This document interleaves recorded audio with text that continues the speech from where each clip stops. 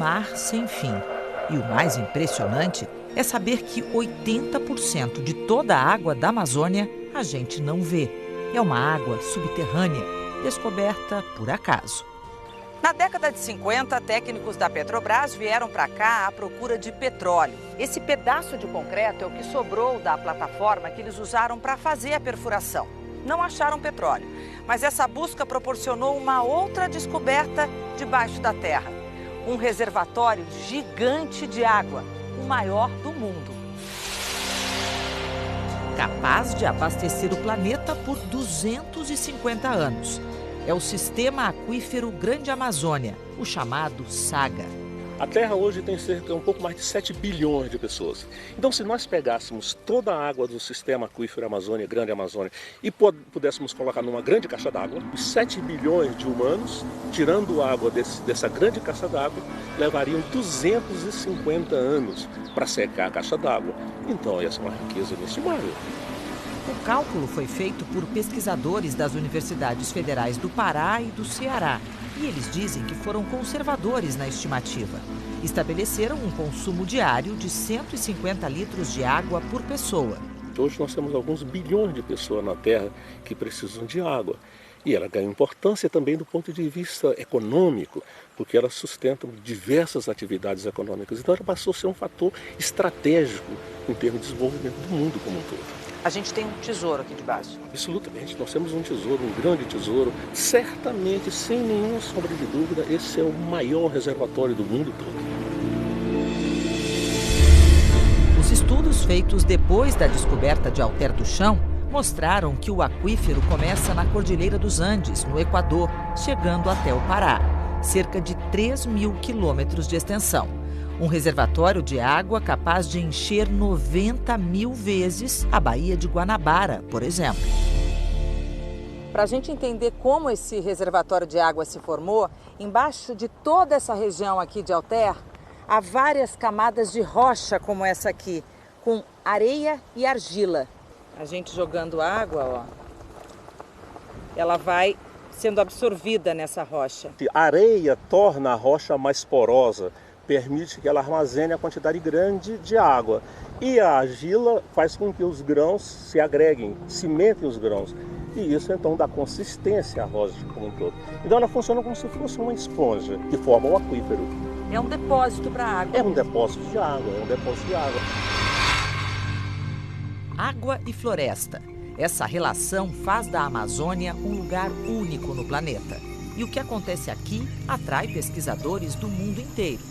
Estamos na Flona, a Floresta Nacional do Tapajós, uma unidade de conservação que permite o uso sustentável das riquezas naturais. Estas são torres climáticas, construídas no fim dos anos 90 numa parceria com a NASA.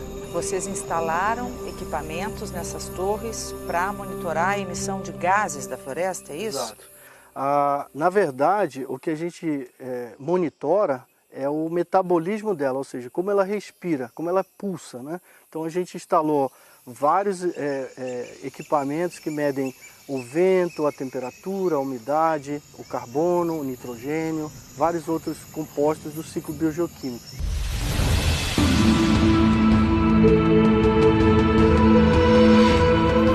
Era de madrugada quando saímos para ver o amanhecer em uma dessas torres.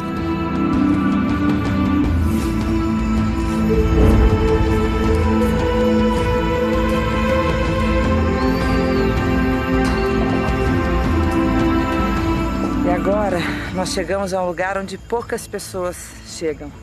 A gente está sobre a copa das árvores, em cima de todas elas. O dia está amanhecendo, um céu vermelho, muito lindo aqui.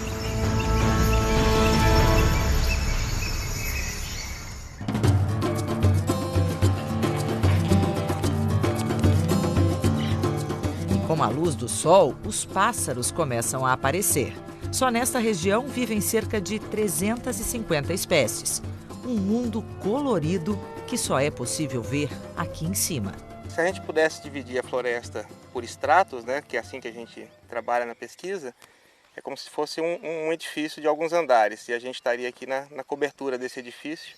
Alguns organismos, dentre eles algumas aves, que só moram na cobertura, né, vamos dizer assim.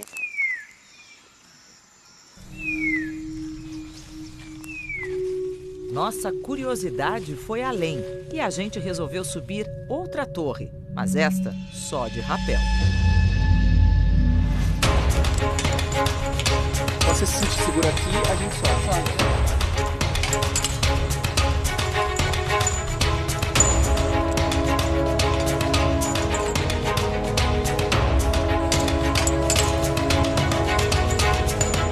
Para quem tem um pouco de desconforto em altura, não é a melhor das coisas a se fazer, não.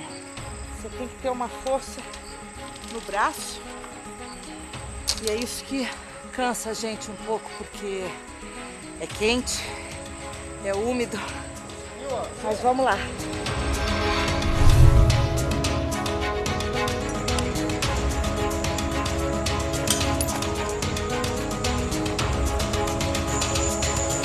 Depois é só não olhar muito para baixo.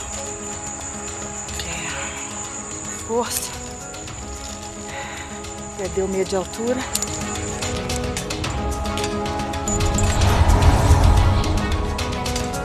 A gente está exatamente ao nível das árvores mais altas daqui da Flona do Tapajós, cerca de 50 a 55 metros de altura. Aqui claramente dá para a gente ter ideia do que a diversidade, né, florística que aqui existe. Olha, eu posso dizer uma coisa. Cansa, a gente sua muito, não é muito confortável olhar para baixo, às vezes parece que você vai ter um pouquinho de tontura, mas eu vou confessar uma coisa, é o máximo estar aqui em cima. Eu estou emocionada de estar nessa floresta, de estar aqui no alto. É um presente. Agora descer, que é a melhor parte.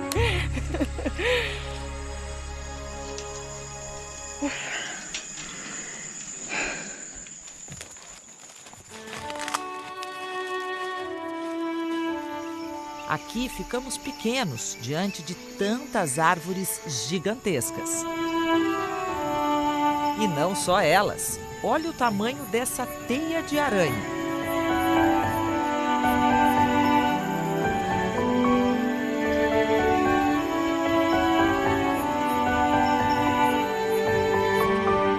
Quando a nossa aventura já estava terminando, veio o presente que a gente nem esperava mais ganhar. O tão procurado gavião real estava ali, paradinho numa das copas. Logo ele, que de tão difícil de ser visto por aqui, ganhou o apelido de Gavião Fantasma. Na verdade, um filhote de 2 anos de idade.